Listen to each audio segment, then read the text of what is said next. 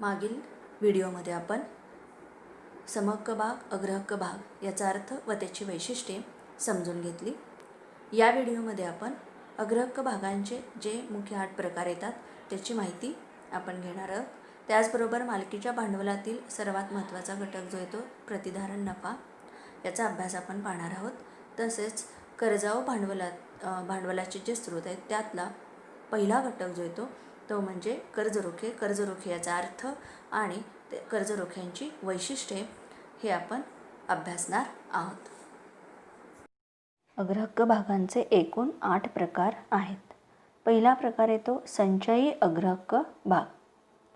ज्या भागांना न दिला गेलेला लाभांश हा पूर्णतः देईपर्यंत संचित होत राहतो त्यांनाच संचयी अग्रहक्क भाग असे म्हणतात.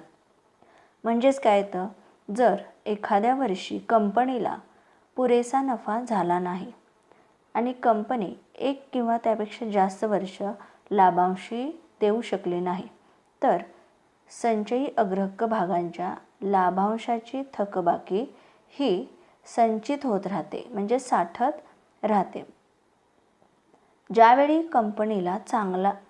कंपनी चांगला नफा कमवेल त्या वर्षी संचित लाभांशाची थकबाकी ही अग्रहक्क भागधारकांना दिली जात असते. म्हणजे ज्या वर्षी कंपनीला नफा होणार नाही त्या वर्षीचा लाभांशाची रक्कम ही कंपनीमध्ये साठली जाईल आणि ज्या वर्षी कंपनी चांगला नफा कमवेल त्या वर्षी जो काही थकबाकी म्हणून राहिलेला लाभांश असेल तो लाभांशाची रक्कम ही त्या भागधारकांना दिली जाते. कंपनीचे अग्रहक्क भाग हे नेहमीच काय असतात तर संचयी अग्रहक्क भाग असतात. दुसरा प्रकार येतो असंचयी अग्रहक्क भाग. असंचयी अग्रहक्क भागांवरील लाभांश हा संचित होत नाही, म्हणजेच त्या वर्षीच्या नफ्यातून त्यांना लाभांश दिला जातो. पण जर एखाद्या वर्षी कंपनी लाभांश देऊ शकली नाही तर त्या लाभांशाला असंचयी अग्रहक्क भागधारकाला कायमचे हे मुकावे लागते. म्हणजे बघा इथे असंचयी अग्रहक्क भागामध्ये काय आहे तर ज्या वर्षी नफ्यातून लाभांश दिला जाईल त्या वर्षी त्यांना मिळाला जाईल. पण जर एखाद्या वर्षी त्यांना लाभांश मिळाला नाही तर तो साठवला जाणार आहे का, तो संचित होणार आहे नाही, तर तो संचित होणार नाही. त्या वर्षासाठी त्या भागधारकांना तो लाभांश हा त्या ठिकाणी तो मुकावा लागेल. म्हणजेच हा लाभांश पुढच्या वर्षासाठी तो अग्रेसित होत नाही किंवा म्हणजेच कॅरी फॉरवर्ड होऊ शकणार नाही. तिसरा प्रकार येतो लाभभागी अग्रहक्क भाग. लाभभागी अग्रहक्क भाग म्हणजे ज्या अग्रहक्क भागधारकांना निश्चित लाभांशाव्यतिरिक्त कंपनीच्या झालेल्या अतिरिक्त नफ्यामध्ये काही हिस्सा दिला जात असतो त्यांनाच काय म्हटलेलं आहे लाभभागी अग्रहक्क भाग असं म्हटलेलं आहे.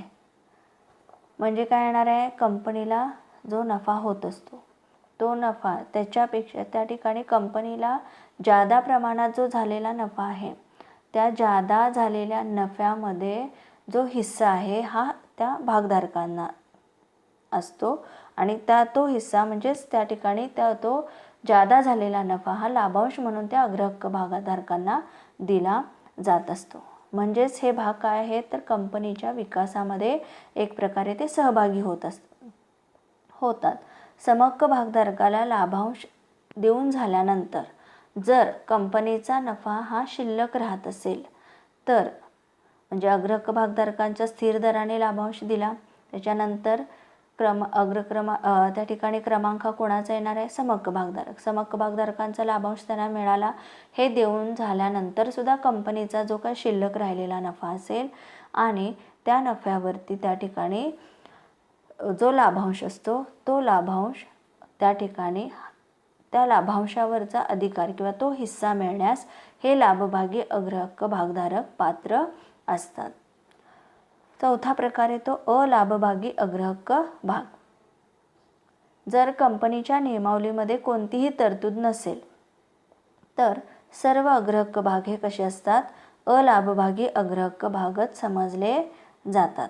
म्हणजे आता बघा इथं यावरून लक्षात येतं की जो तिसरा प्रकार घेतला लाभभागी अग्रहक्क भाग, याच्यामध्ये काय केलं पाहिजे, जर कंपनीचा अतिरिक्त नफा आहे तर हे घेण्यासाठी अतिरिक्त नफ्याचा हिस्सा त्या अग्रहक्क भागधारकांना देण्यासाठी तिथं काय असणं आवश्यक आहे, कंपनीच्या नियमावलीमध्ये तशी तरतूद असणं आवश्यक आहे. जर कंपनीच्या नियमावलीमध्ये कोणतीही तरतूद नसेल तर काय होणार आहे, अलाभभागी अग्रहक्क भाग हे त्या ठिकाणी अग्रहक्क भाग, सर्व अग्रहक्क भाग हे कसे समजले जाणार, अलाभभागी अग्रहक्क भागच समजले जातात. अलाभभागी अग्रहक्क भाग हे फक्त भाग विक्रीच्या वेळेस जो ठरवलेला म्हणजे निश्चित केलेला लाभांश असेल तोच लाभांश मिळवण्यास पात्र असतात. पाचवा प्रकार येतो परिवर्तनीय अग्रहक्क भाग. परिवर्तनीय अग्रहक्क भागधारकांना आपल्या भागांचं समहक्क भागामध्ये परिवर्तन करण्याचा हक्क असतो. म्हणजेच सुरुवातीला तो काय घेणार आहे, भागधारक अग्रहक्क भागधारक होतो, म्हणजे अग्रहक्क भाग खरेदी करतो. ठराविक कालावधीनंतर म्हणजेच एका विशिष्ट कालावधीनंतर तो आपल्या भागाचं रूपांतर समहक्क भागामध्ये करू शकतो. त्यालाच म्हणतात परिवर्तनीय अग्रहक्क भाग. सहावा प्रकार येतो अपरिवर्तनीय अग्रहक्क भाग. म्हणजेच काय येतं की ज्या अग्रहक्क भागांचं समहक्क भागामध्ये परिवर्तन होत नाही त्यांनाच काय म्हटलेलं आहे, अपरिवर्तनीय अग्रहक्क भाग असं म्हटलं जातं.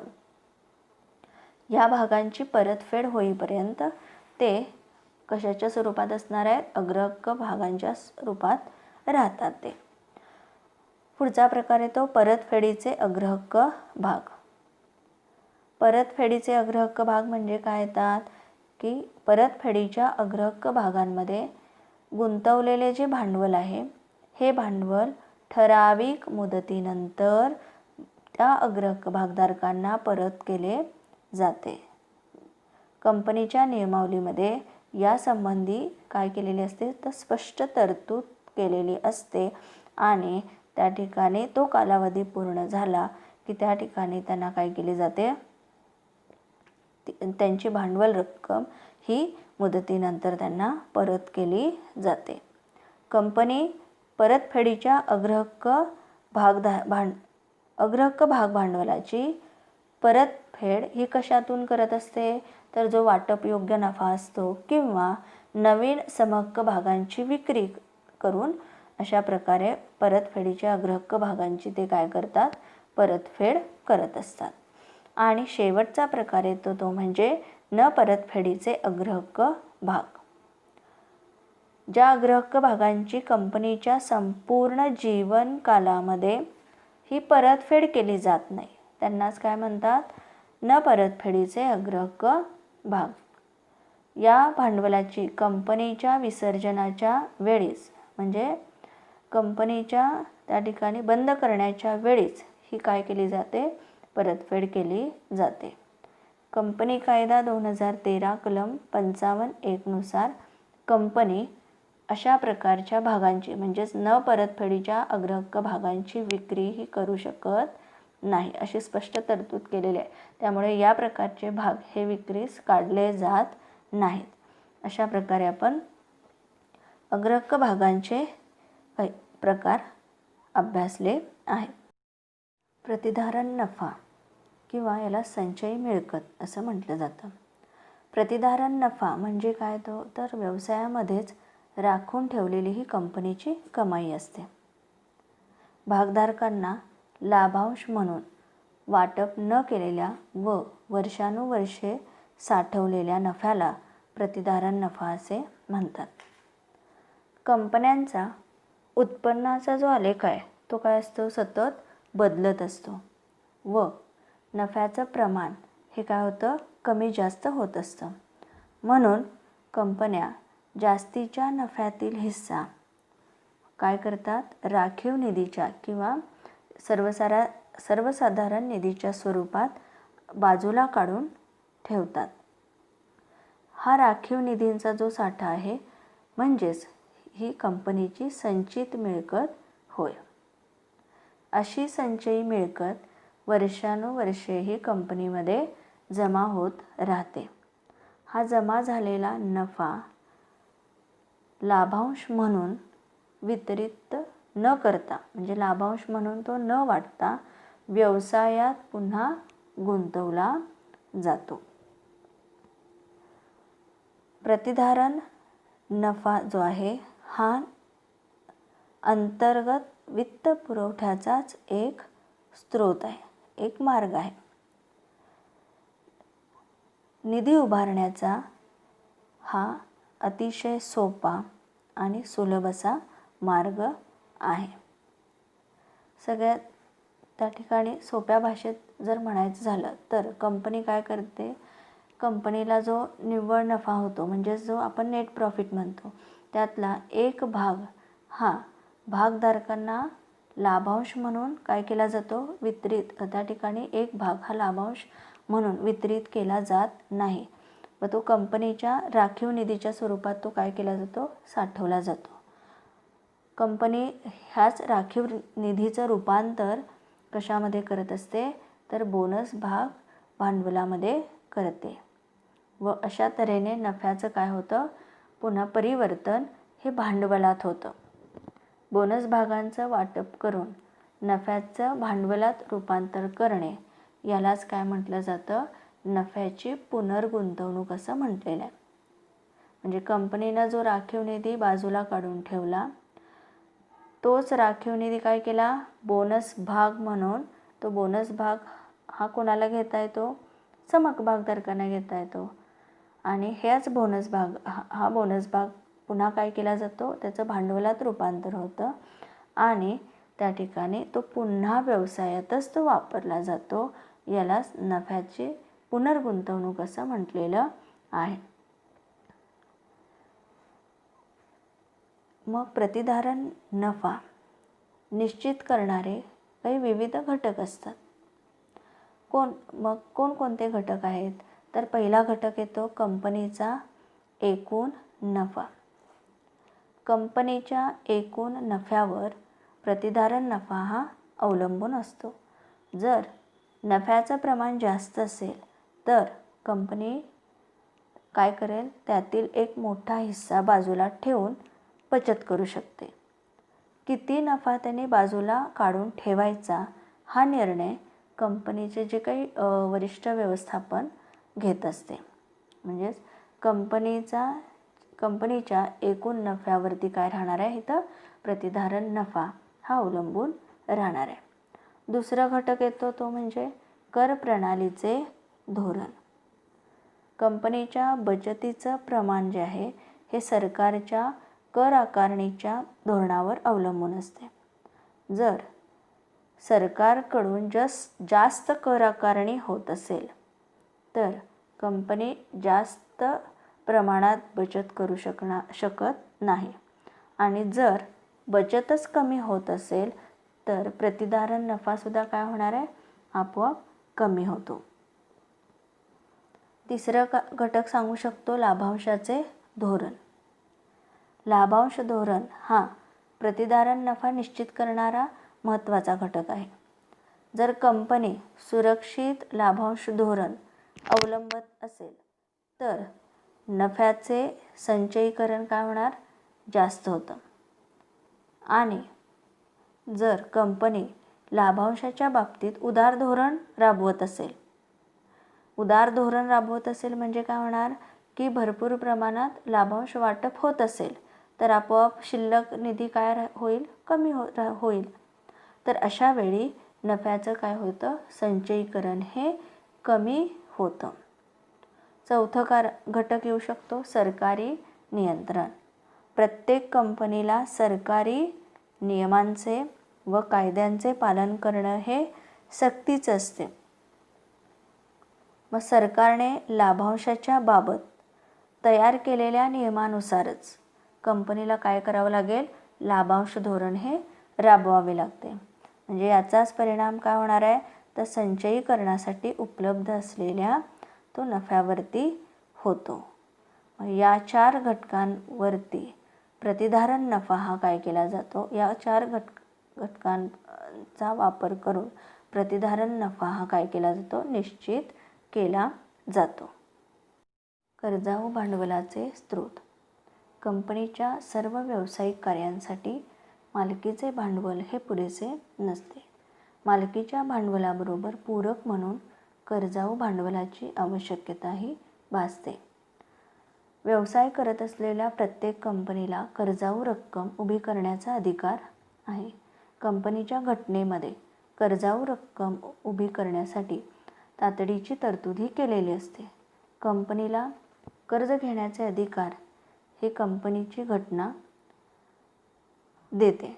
कर्ज घेण्याचे अधिकार हे सहसा कोणाला असतात, कंपनीच्या संचालक मंडळाला दिलेले असतात. खाजगी कंपनीला नोंदणी झाल्यानंतर लगेच कर्ज घेण्याचा अधिकार प्राप्त होतो, परंतु सार्वजनिक कंपनीला मात्र व्यवसाय प्रारंभ प्रमाणपत्र मिळाल्यानंतरच कर्ज घेण्याचे अधिकार हे प्राप्त होतात. अल्प, मध्यम किंवा दीर्घ मुदतीचे कर्ज हे त्यांच्या आवश्यकतेनुसार घेतले जाते. जेव्हा कंपनीला आपला व्यवसायाचा विस्तार वाढवायचा असेल आणि त्यासाठी जास्त भांडवलाची आवश्यकता असेल, तर अशा कंपनी व्यवसायाच्या पुढील टप्प्यावर कर्जाऊ भांडवल उभं करणे हे जास्त सोयीस्कर समजतात. मग त्यासाठी म्हणजेच अतिरिक्त भांडवल उभारण्यासाठी कर्जरोख्यांची विक्री असेल, बंधपत्रे असतील, ठेवींचा स्वीकार असेल, बँकेची कर्ज, वित्तीय संस्थांची कर्ज इत्यादी पर्यायांचा म्हणजेच मार्गांचा वापर करतात आणि भांडवल उभारणी करतात. मग या कर्जाऊ भांडवलावरती व्याज दिले जाते. हे व्याज निश्चित दराने दिले जात असते. कर्जाऊ भांडवलाची जी परतफेड आहे ही विशिष्ट कालावधी पूर्ण झाल्यानंतर केली जाते. मग कर्जाऊ भांडवलाचा सर्वात पहिला स्रोत येतो तो म्हणजे कर्ज रोखे. कर्जाऊ भांडवलाच्या उभारणीतील हा एक अतिशय महत्त्वाचा असा स्रोत आहे. दीर्घ व मध्यम मुदतीचे कर्जाऊ भांडवल जमा करण्यासाठी कर्ज रोखे हा एक महत्त्वाचा स्रोत मानला गेला आहे. कर्ज रोखे ही संज्ञा जी आहे ती मूळ लॅटिन शब्द डिबेर यापासून आली असून याचा अर्थ ऋणी असणे असा होतो. कंपनी कायदा 2013 मध्ये कर्ज रोखे या शब्दाची विशिष्ट अशी व्याख्या काही केलेली नाही, पण कंपनी कायदा 2013 कलम 230 मध्ये फक्त एवढंच सांगितलं आहे की कर्ज रोखे या शब्दामध्ये कर्ज रोखे साठा, बंधपत्रे तसेच इतर प्रतिभूतींचा समावेश होतो, ज्यासाठी कंपनीची एखादी मालमत्ता ही तारण ठेवलेली असते किंवा नसतेही. कर्ज रोखे म्हणजेच काय की असा दस्तऐवज आहे जो कर्ज निर्मिती करतो किंवा तो कर्जाची पोचसुद्धा देतो. मग पाल्मर यांनी काय व्याख्या केलेली आहे? कर्ज रोखे म्हणजे कंपनीने घेतलेल्या कर्जाचा तो मुद्रांकित दस्तऐवज व ज्याच्या तत्वानुसार कर्जबाजारीपणाची कबुली देणे यालाच काय म्हटलेलं आहे? कर्ज रोखे. कर्ज रोखे हे कंपनीला दिलेल्या कर्जाचा पुरावा देणारं प्रमाणपत्र असतं. हे प्रमाणपत्र धारण करणाऱ्यास काय म्हटलं जातं? कर्जरोखे धारक असं म्हटलं जात असतं. कर्जरोखे धारक हा कंपनीचा काय ठरतो? धनको ठरतो व त्याला त्याच्या गुंतवणुकीवरती निश्चित दराने असं व्याज दिलं जात असतं. कर्जरोख्यांची विक्री करण्याचा अधिकार हा शक्यतो कोणाला असतो? त्या कंपनीच्या संचालक मंडळाला दिलेला असतो. कर्जरोखे हे काय करता येतात? सहज हस्तांतरित करता येतात आणि हे देताना कंपनीने एखादी मालमत्ता देखील तारण ठेवलेली असते. मग कर्जरोख्यांचे काही वैशिष्ट्ये दिलेली आहेत. त्यातील पहिलं वैशिष्ट्य येतं वचन. कर्जरोखा म्हणजे त्यात नमूद केलेली रक्कम कंपनीने कर्जरोखेधारकाकडून कर्जाऊ घेतल्याचे वचन असते. म्हणजे कंपनीने कर्ज घेतलेले आहे हे त्यांनी वचन दिलेलं असतं. दुसरं येतं वैशिष्ट्य दर्शनी मूल्य. कर्ज रोख्यांचं दर्शनी मूल्य हे साधारणपणे जास्त असते. उदाहरणार्थ ₹100 किंवा ₹100च्या पटीमध्ये कर्ज रोख्यांचं दर्शनी मूल्य हे असते. त्यानंतर तिसरं वैशिष्ट्य येतं ते म्हणजे रक्कम परतफेडीची वेळ. कर्ज रोख्यांच्या मुद्दलाची जी रक्कम आहे ती विशिष्ट मुदतीनंतर परत केली जाते. म्हणजे कर्ज रोखे प्रमाणपत्र असतात, त्या प्रमाणपत्रावरती कर्जाऊ रक्कम परत करण्याची तारीख दिलेली असते. त्या तारखेला रक्कम परतफेड केली जाते. परतफेडीसाठी प्राधान्य. कंपनीच्या इतर दावेदारांपेक्षा कर्ज रोखेधारकांना भांडवल परतफेडीसाठी प्राधान्य दिले जाते. पाचवं वैशिष्ट्य येतं परतफेडीचे आश्वासन. कर्ज रोखे हे दीर्घ मुदतीचे कर्ज उपलब्ध करून देतात. त्यामुळे कर्ज रोखे प्रमाणपत्रामध्ये कर्ज हे ठराविक मुदतीत परत करण्याची हमी आश्वासन त्यामध्ये दिलेले असते. त्यानंतरचं वैशिष्ट्य येतं व्याज. कर्ज रोख्यांवर विक्रीच्या वेळी निश्चित केलेल्या दरानं व्याज दिले जाते. कर्ज रोख्यांवरती व्याज देणे हे कोणाची जबाबदारी येते तर कंपनीची जबाबदारी असते. कंपनीनं नफा कमावला असेल किंवा नसेलही तरीही कंपनीला कर्ज रोख्यांवरील व्याज देणं हे बंधनकारक असते. त्यानंतर सातवं वैशिष्ट्य तर कर्ज रोख्यासंबंधित घटक. कर्ज रोख्यासंबंधित प्रामुख्याने 3 घटक महत्त्वाचे येतात. एक म्हणजे कंपनी. कंपनी ही कर्ज रोखे देऊन कर्ज घेणारी संस्था असते, त्याला काय म्हणतो कंपनी. दुसरं येतं विश्वस्त. विश्वस्त म्हणजे अशी व्यक्ती जिच्या मार्फत कंपनी कर्ज रोखेधारकांशी व्यवहार करते. कंपनी जर 500पेक्षा जास्त लोकांना कर्ज रोखे विकत असेल तर कंपनी कर्जरोखे विश्वस्तांची नेमणूक करते. या विश्वस्तांमार्फत कंपनी कर्ज रोखेधारकांशी व्यवहार करते. कंपनी विश्वस्त आणि कर्ज रोखेधारक यांच्याशी करार करते. या करारालाच विश्वस्त करार असे म्हणतात. यामध्ये कंपनीची कर्तव्य व कर्ज रोखेधारकांचे हक्क हे नमूद केलेले असतात. तिसरा घटक येतो कर्ज रोखेधारक.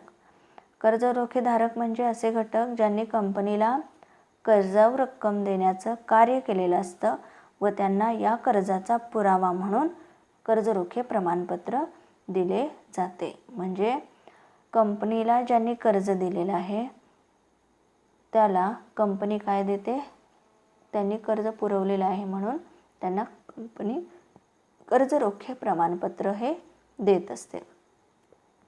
पुढचं वैशिष्ट्य सांगतो कर्ज रोखे वाटपाचा अधिकार. कंपनी कायदा 2013 कलम 179(3) नुसार संचालक मंडळाकडे कर्ज रोखे वाटपाचा अधिकार असतो. म्हणजे कर्ज रोख्यांचं वाटप हे कोणाच्या अधिकाराअंडर होणार आहे तर संचालक मंडळ यांच्याकडे हा अधिकार असतो. कर्ज रोखेधारकांचा दर्जा. कर्ज रोखेधारक हे काय आहेत, कंपनीचे धनको आहेत. कर्ज रोखे म्हणजे काय, कंपनीनं कर्ज घेतल्याचा तो पुरावा आहे आणि कंपनीनं जे कर्ज घेतलेलं आहे ते कर्ज असून त्यांना स्थिर दरानं आणि ठराविक कालावधीमध्ये त्यांना काय देणार आहे, व्याज दिले जाते आणि असे व्याज कर्ज रोख्यांची परतफेड करेपर्यंत दिले जाते. म्हणजे जोपर्यंत कर्ज रोख्यांचं परतफेड होत नाही तोपर्यंत त्यांना व्याज देखील त्या ठिकाणी काय करावं लागतं, द्यावं लागतं.